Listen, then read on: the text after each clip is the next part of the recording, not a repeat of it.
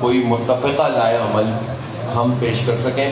اور اس لائحہ عمل کے نتیجے میں ہم حکومت پر یہ دباؤ ڈالیں اور ان کو اپنے فیصلوں سے پیچھے ہٹنے پہ مجبور کریں۔ اصل میں دیکھیں، صحیح بات یہ ہے کہ لوگوں کو اپنی اصل قوت کا اندازہ ہی نہیں ہوتا کہ عوام متحد ہو کر مشترکہ طور پر نکلیں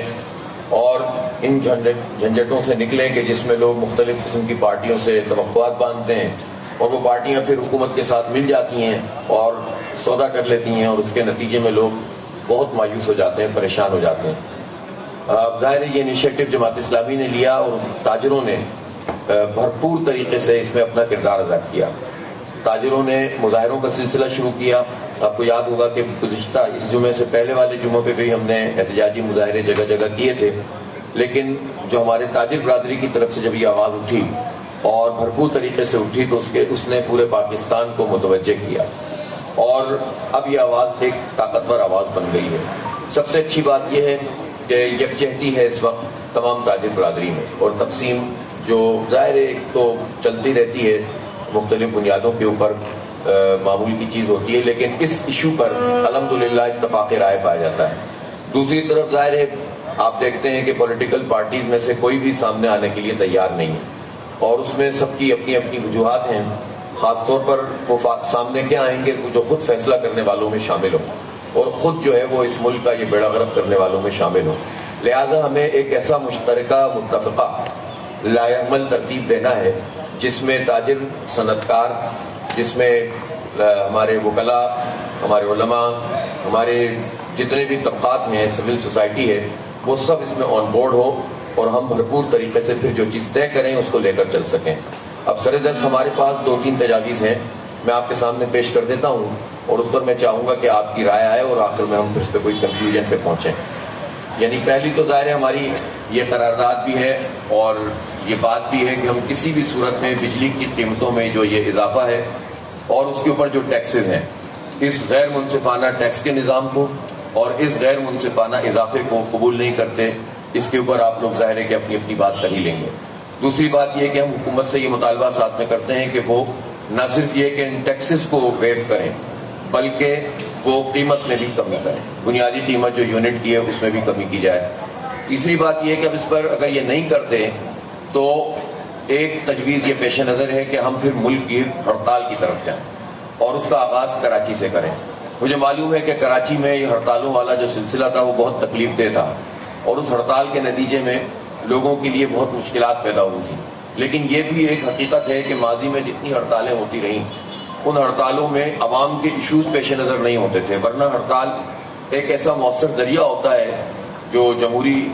دور میں بھی، جمہوری نظاموں میں بھی، کہ جس کے نتیجے میں ہم اپنی ایک زبردست قسم کی یکجہتی کا اظہار کرتے ہیں اور اس اظہار کے نتیجے میں حکومت کو پیچھے ہٹنے میں مجبور کرتے ہیں۔ یہ ہمارے پاس ایک آپشن بہرحال موجود ہے اور یہ آپشن جمہوری ہے، یہ آپشن سیاسی ہے، یہ آپشن وہ ہے کہ جس کے نتیجے میں ہم دباؤ کے ذریعے سے اپنا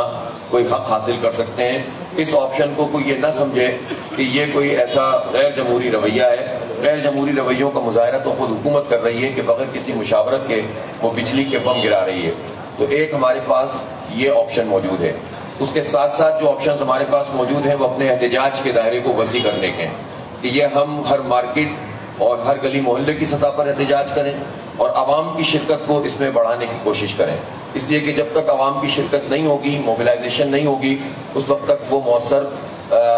رول ادا نہیں ہو پاتا اور وہ اس کے نتیجے میں وہ قوت پیدا نہیں ہوتی اور لوگوں کی جو اس میں پارٹیسپیشن کی کمی ہے، اڑنے کے باوجود، جلنے کے باوجود، اور اس کا ایک سبب شاید وہ پورے حالات ہیں جس میں لوگ بہت مایوس ہو چکے ہیں اور سمجھتے ہیں کہ اب کسی بھی چیز کا کوئی فائدہ نہیں ہے۔ تو ہم مایوس لوگوں کو مزید مایوس کر کے برباد نہیں کر سکتے، بلکہ ان کو کوئی رخ دے سکتے ہیں اور ان کو اس احتجاج پر ایک ایسی چیز ہم کر سکتے ہیں جس کے نتیجے میں حکومت پر دباؤ ڈال کر ہم کوئی فائدہ حاصل کر سکیں اور اس میں جو بھی ہماری بات چیت ہو اس میں ایک ہم متفقہ ایک کمیٹی بھی فارم کر لیں جس کی سب لوگ جو ہے وہ یہاں سے اجازت دے دیں اور سب کی مرضی سے کوئی چیز بن جائے تاکہ کوئی بات چیت ہو تو پھر وہ کمیٹی جو ہے وہ بات چیت کرے اور اس کے نتیجے میں ہمارا یہ مسئلہ حل ہو سکے۔ تیسری تجویز یہ ہے کہ ہم دھرنوں کا اعلان کریں اور ان دھرنوں میں ظاہر ہے کہ ہم اس وقت دیکھتے ہیں کہ اس وقت تو کیئر ٹیکر سیٹ اپ آ گیا ہے اور کیئر ٹیکر سیٹ اپ میں جو ہمارے وزیر اعلیٰ صاحب ہیں وہ بھی ابھی آئے ہیں، ان کی کابینہ بھی آئی ہے، وزیر اعظم صاحب بھی ابھی آئے ہیں، ان کی کابینہ آئی ہے. تو ہماری تجویز یہ ہے کہ ہم گورنر ہاؤس پر ایک دھرنا شروع کریں اور پھر اس کے بعد جو ہے وہ اپنی اس پوری احتجاجی تحریک کو آگے بڑھاتے چلے جائیں. تو یہ 3-4 تجاویز ابھی سر دست ہیں، اور آپ سے جب گفتگو ہوگی، جب اپنی اپنی بات کریں گے تو آپ لوگ یقیناً نئی تجاویز بھی دیں گے، اور اس کے نتیجے میں ہم پھر کوئی ایک اچھا لائحہ عمل طے کر سکیں گے. میری یہ تجویز ہوگی بس کہ بنیادی طور پر تو جو اس وقت بجلی کا مسئلہ ہے وہ بہت اب اچھے طریقے سے لوگوں کے علم میں آ گیا ہے. اس اویئرنیس کو بھی مزید بڑھایا جائے گا. تو آپ مختصراً اظہار خیال بھی کریں، اور ان تجاویز یا اس کے علاوہ کوئی تجویز ہے تو اس کو ضرور بیان کریں، تاکہ پھر آخر میں ہم کسی کنکلوژن کی طرف پہنچ سکیں. آپ سب لوگوں کی تشریف آوری، ہمارے ساتھ انڈسٹری کے بھی الحمدللہ تمام لوگ موجود ہیں. بالعموم یہ تصور ہوتا ہے کہ جب تاجر حضرات جو کہ مختلف کاروباری جگہوں سے تعلق رکھنے والے لوگ ہیں وہ جمع ہوتے ہیں تو وہ علیحدہ ہوتے ہیں، انڈسٹری والے علیحدہ ہوتے ہیں. آج الحمدللہ ہمارے اس ادارہ نور حق میں یہ دونوں کی نمائندگی بھرپور طریقے سے موجود ہے. وکلاء موجود ہیں، علماء کرام موجود ہیں، اور اسی طرح سے سول سوسائٹی کی ریپرزنٹیشن بھی موجود ہے. اور جو وقت گزرے گا ہمیں مختلف لوگ جو ہیں وہ سامنے آتے چلے جائیں گے، اور ہم گفتگو کرتے چلے جائیں گے. اختصار سے کام لیں، اور جو بھی پوائنٹس ہیں اس کو سامنے رکھتے ہوئے ہم اپنی بات کو آگے بڑھائیں. بہت بہت شکریہ ایک مرتبہ پھر آپ سب لوگوں کا تشریف آوری کا، جماعت اسلامی پر اعتماد کا، اور اس مسئلے کے حوالے سے سنجیدگی کا مظاہرہ کرنے کا. بہت شکریہ.